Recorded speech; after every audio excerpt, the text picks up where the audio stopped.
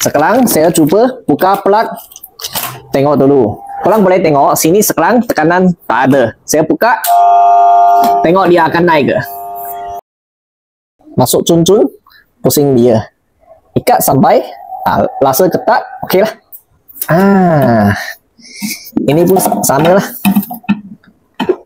Pusing dia.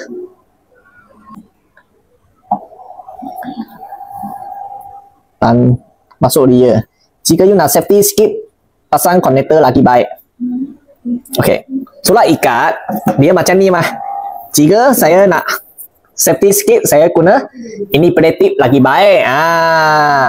Ini sebab lah kenapa Tenation selalu guna penetip dan guna banyak. Saya tip, kasih dia cantik sikit lah. Dia tak akan senang keluar. Jadi kami buat wiring dia kecil, kena safety ya. Okey. Setelah ini saya kena pasang. Macam mana pasang? Macam ni. Sebab saya ini tak ada mah.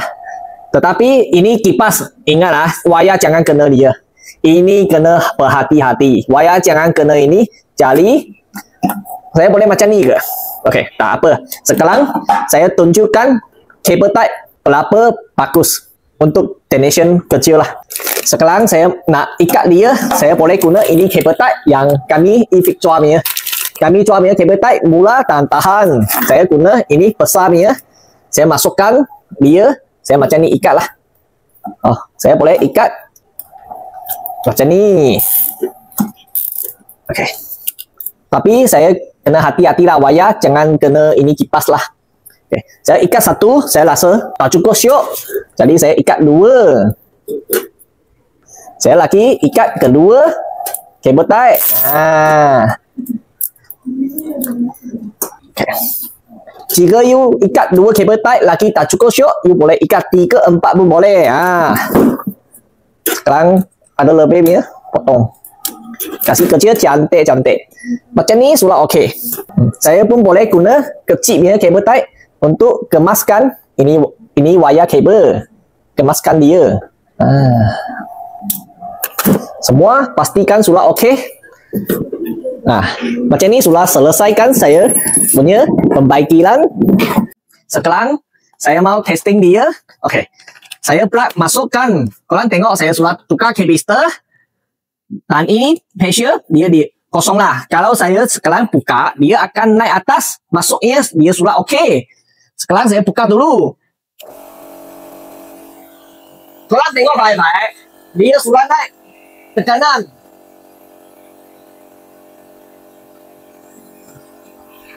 Wah, sudah tak bising.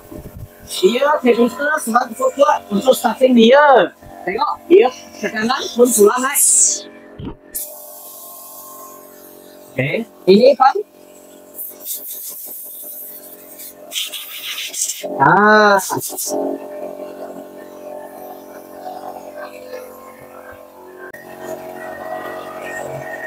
Sekarang saya tutup. Korang tengok, dia tekanan sudah naik.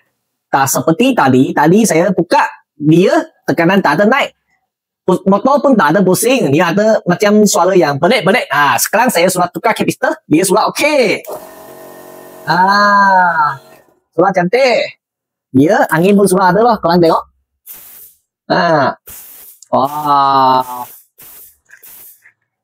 Sudah puas hati. Jadi nanti saya ikat balik. Sudah okey. Tapi nanti korang ikat balik, korang kena ikat ini bawah punya skru dulu. Tahan ini motor. Sekali ini dulu lah. Ikat ini dulu, baru ikat ini dua. Tepi sini pun sama. Jadi anda sudah faham ke? Jika sudah faham, boleh like, komen dan share.